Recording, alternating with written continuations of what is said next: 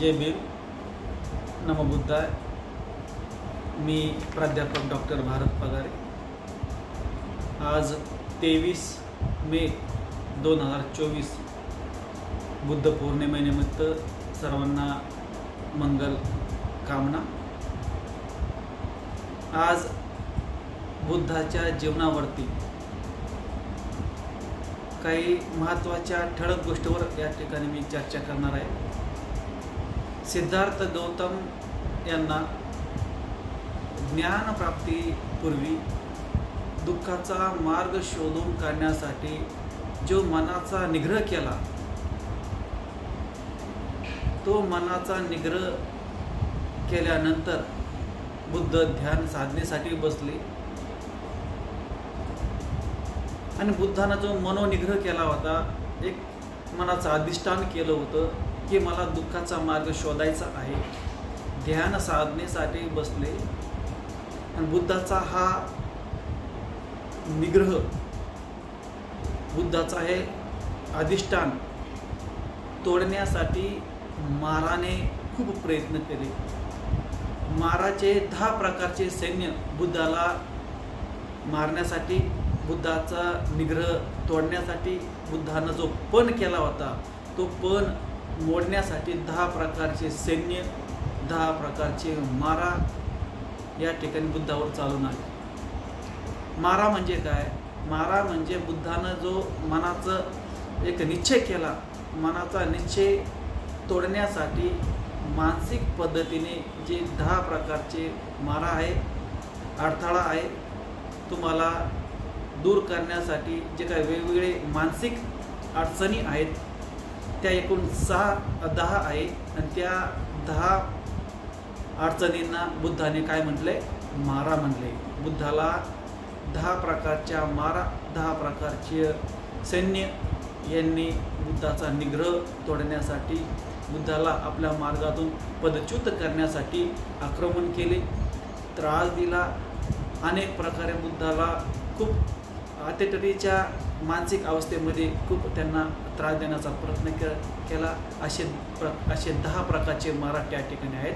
पाली गाथेमध्ये याचे चांगलं सविस्तर वर्णन त्या ठिकाणी केलेलं आहे। मी फक्त मराठीमध्ये त्या गाथेचे काही 10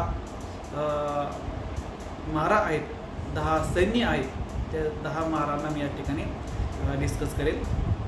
माराचा समूह 10 सैन्य, 10 प्रकारच्या माराने बुद्धाला त्याच्या मार्गातून पदच्युत करण्यासाठी अडचण निर्माण केल्या आणि बुद्ध आपल्या मार्गावरती दृढ होते, संकल्पित होते। असे ते 10 मारा आपण या ठिकाणी डिस्कस करूया। पहिला मारा आहे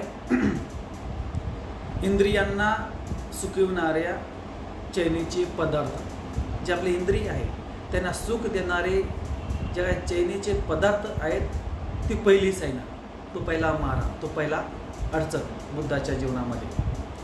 दुसरी जी अडचण आहे, दुसरा जो मारा आहे, दुसरं जे संकट आहे ते म्हणजे कंटाळा। नंबर 2चा मारा। नंबर 3चा मारा भूक आणि तहान। नंबर 4चा मारा विषय वासना। नंबर 5चा मारा आळस। नंबर 6चा मारा भीती।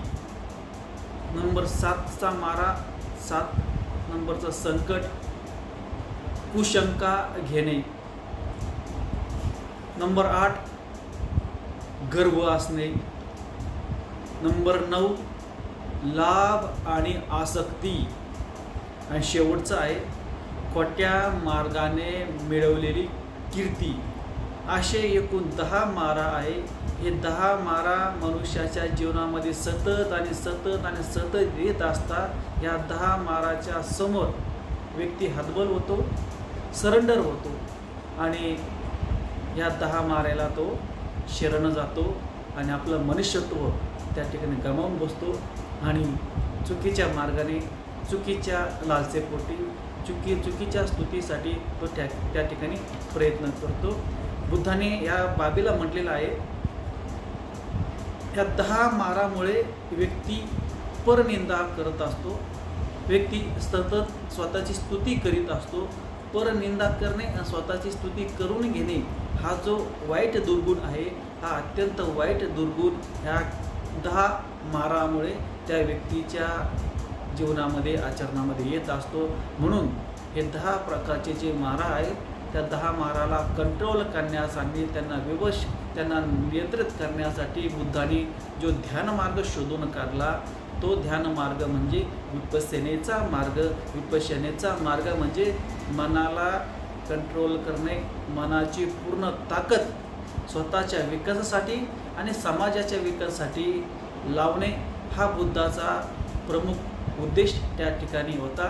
म्हणून ही सर्व जग, सर्व विश्व, सर्व शरीर, सर्व मानव हे मनोमय आहे. मनापासून चांगल्या गोष्टी घडत असतात आणि मनापासूनच वाईट गोष्टी घडत असतात. म्हणून मन हे प्रधान आहे, मन हे प्रमुख आहे, मन हे मुख्य आहे. म्हणून बुद्धाने मनाला 6वं इंद्रिय असं त्या ठिकाणी म्हटलेलं आहे. म्हणून बुद्ध हे मानसशास्त्रज्ञ आहेत. बुद्धाने ह्या मार्गाचा शोध काढला, म्हणून ते सत्यशोधक आहेत.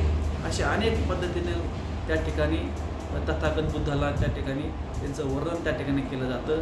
म्हणून पुन्हा एकदा आपण बुद्धाने सांगितलेले शील, पंचशील, अष्टशील ह्या गोष्टी आपण जीवनामध्ये आचरणात आणाव्या. बुद्ध म्हणजे क्वालिटी ऑफ जस्टिस, बुद्ध म्हणजे क्वालिटी ऑफ फ्रीडम, बुद्ध म्हणजे क्वालिटी ऑफ इक्वॅलिटी, बुद्ध म्हणजे क्वालिटी ऑफ अपॉर्च्युनिटी.